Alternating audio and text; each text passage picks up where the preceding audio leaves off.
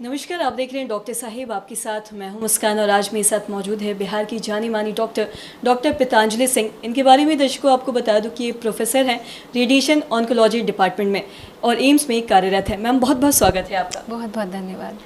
Ma'am आपसे जानना चाहूँगी कि आजकल माउथ कैंसर बहुत ज़्यादा बढ़ रहा है, तो क्या इसका एक बहुत बड़ा मुख्य कारण ये भी हो सकता है, लोग आजकल बहुत ज़्यादा टोबैको मसाला ये सब खाते हैं? बिल्कुल, ये तो देखा ही गया है और ये एक रिस्क फैक्टर है बहुत बड़ा, तंबाकू का सेवन। और माउथ कैंसर के लिए तंबाकू के सेवन के अलावा बीड़ी या सिगरेट जो है, ये सब जो है काफ़ी हद तक रिस्क बन जाता है कैंसर का। और अगर दोनों चीज़ लोग ले रहे हों, तो जैसे कि बहुत लोग लेते हैं, तो संभावना कम से कम 10 से 20 गुना ज़्यादा बढ़ जाती है माउथ कैंसर होने की। इसके अलावा जो है HPV वायरस और EBV वायरस है, जो कि कुछ लोगों में पाया जाता है, जिसके नियमित मतलब वहाँ रहने से बेसिकली कैंसर पनपता है। शार्प टीथ, या जो आपके दांत हैं वो बहुत ज़्यादा शार्प है, तो बार बार रगड़ खाती है आपके ओरल कैविटी में, और उसके कारण से भी वो चेंजेस कुछ पनप सकते हैं, जो धीरे धीरे चेंज करते हुए कैंसर का रूप ले सकता है। तो सबसे पहले तो हम ये जानें कि जो चीज़ को छोड़ा जा सकता है उसको छोड़ें, और ऑफ कोर्स माउथ कैंसर की तरफ अपने आप को ना बढ़ाएं। तो हमारे पास जो माउथ कैंसर के पेशेंट आते हैं वो बहुत ही दुर्भाग्यवश बहुत ही बढ़े हुए स्थिति में आते हैं, जबकि हमारा मुंह हम सबसे पहले उठ के अपना ब्रश करते हैं तो हमारा मुंह हमें दिखता है, और वो अच्छे से हम देखते भी हैं जब ब्रश करते हैं तब। तो अगर कुछ भी उसमें गठान या कोई अल्सर नज़र आता है, जो कि काफ़ी लंबे समय तक 2 हफ्ता से ज़्यादा रहता है और नहीं अपने आप भरता है, या अपने आप अगर दांतों का गिरना हो जा रहा है, या खून कहीं गम से, या जो जिंजिवा जिसको कहते हैं उसमें से खून आ रही है, या मान लीजिए आपके गले में कोई गांठ नज़र आ रहा है, या आवाज़ का भारीपन हो गया है, तो ये सब कुछ लक्षणें हैं जो कि हमें बताता है, दर्शाता है कि हो सकता है, आपको संकेत देता है कि माउथ कैंसर हो रहा हो या थ्रोट का कैंसर हो रहा हो। तो ज़रूर ही अपने डॉक्टर को या डेंटिस्ट को ज़रूर मिले और उसकी जानकारी लें। डायग्नोसिस के लिए एक बायोप्सी लेनी पड़ती है। बायोप्सी में साबित होता है कि कैंसर का रूप है कि नहीं है, और डायग्नोसिस जब हो जाती है तब उसके बाद यूजुअली सर्जरी करते हैं। सर्जरी करके उस जगह को हटाते हैं, और उसके बाद प्रत्यारोपण भी करते हैं, रिकन्स्ट्रक्टिव सर्जरी जिसको प्लास्टिक सर्जरी भी कहते हैं, वो भी करने की आवश्यकता पड़ती है।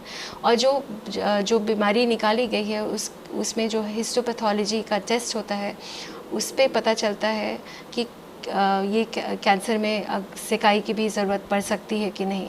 सिकाई आमतौर पे लोगों को दी ही जाती है, क्योंकि हमारे यहाँ लोग तीसरा या चौथा चरण में आते हैं, और उसके बाद साथ में सिकाई के साथ साथ कीमोथेरेपी भी ज़रूरत पड़ती है, जो हफ्ते हफ्ते देते हैं। ये सब करने से पेशेंट ठीक तो रहते हैं, काफ़ी कंट्रोल रहते हैं, लेकिन ऑफ कोर्स थेरेपी का अपना नुकसान होता है, कुछ साइड इफ़ेक्ट्स भी होता है। तो सबसे अहम है कि आप अपने आप को ये सब चीज़ जो आपको बढ़ावा देता है माउथ कैंसर को होने के लिए, पनपने के लिए, उससे अपने आप को बेसिकली बचाएं, जैसे कि तंबाकू और अल्कोहल दोनों से निनाद करें। और जो लोग ये सारी चीज़ों का सेवन नहीं करते, क्या उन्हें भी माउथ कैंसर हो सकता है? हाँ, ये बहुत इम्पॉर्टेंट क्वेश्चन है, और आजकल हमारे पास आ रहे हैं, पहले भी आते थे, बट आजकल और भी देखने को मिले हैं कि जो बिल्कुल भी सेवन नहीं करते उनको भी कैंसर पनपता है, क्योंकि कैंसर एक जेनेटिक डिजीज़ है। तो जेनेटिक चेंजेस के वजह से, म्यूटेशनल चेंजेस के वजह से वहाँ कैंसर का पनपना हो सकता है। और जैसे मैंने बताया, 2 वायरस का नाम लिया, EBV वायरस, जो कि नेज़ोफैरिंजियल कैंसर्स में अधिकतर देखा जाता है, और HPV वायरस तो वो ओरल कैंसर्स में, ओरोफैरिंजियल कैंसर्स स्पेशली वुमेन में देखा जाता है। तो जो सेवन नहीं भी करते हैं, वो उनमें अगर ये सब लंबे समय तक वायरसेस रहते हैं, तो कुछ ऐसे जेनेटिक चेंजेस पनपते हैं म्यूकोसा में, ओरल कैविटी के या ओरोफैरिंग्स के, जिससे कि कैंसर पनप सकता है। और क्या ये कैंसर एक दूसरे से जेनेटिकली भी ट्रांसफ़र हो सकता है? ओरल कैंसर्स यूजुअली नहीं होते हैं एक दूसरे से ट्रांसमिट, बट जैसे कि आप जानते हैं कि इनका जो रिस्क फैक्टर है वो आपका तंबाकू का सेवन है, या फिर सिगरेट स्मोक है, या बीड़ी स्मोकिंग है।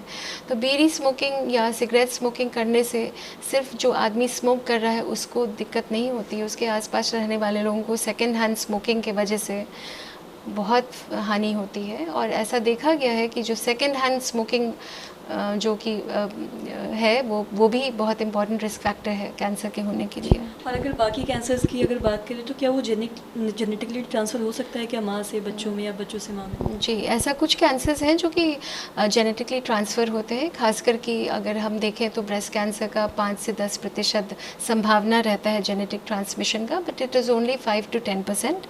और उनमें कुछ ऐसे जीन्स पाए जाते हैं जैसे कि BRCA1 एंड BRCA2, जिसके अंतर्गत अगर वो जीन अगर माँ में है तो बेटी में ट्रांसफ़र हो सकता है, या फिर अगर फादर में है, क्योंकि ऐसा नहीं है कि only breast cancers can be transmitted. BRCA1 gene अगर या BRCA2 जीन अगर जेनेटिकली आपके ख़ानदान में है तो मतलब मर्दों में भी उसमें प्रोस्टेट कैंसर के लक्षण बढ़ सकते हैं, और प्रोस्टेट और पैंक्रियाटिक कैंसर जिनको है उनके पीढ़ी दर पीढ़ी में भी पाए जा सकते हैं ब्रेस्ट कैंसर का होना या एंडोमेट्रियल कैंसर का होना। मैम बहुत बहुत शुक्रिया ये तमाम जानकारी देने के लिए। बहुत बहुत धन्यवाद। तो आशा करते हैं तमाम जानकारी आपके लिए लाभदायक रही हो। तो आज की इस वीडियो में इतना ही। अगर आपने अब तक हमारे चैनल को सब्सक्राइब नहीं किया तो तुरंत कर ले, साथ ही हमारे फेसबुक पेज को लाइक करें। वीडियो देखने के लिए आपका धन्यवाद।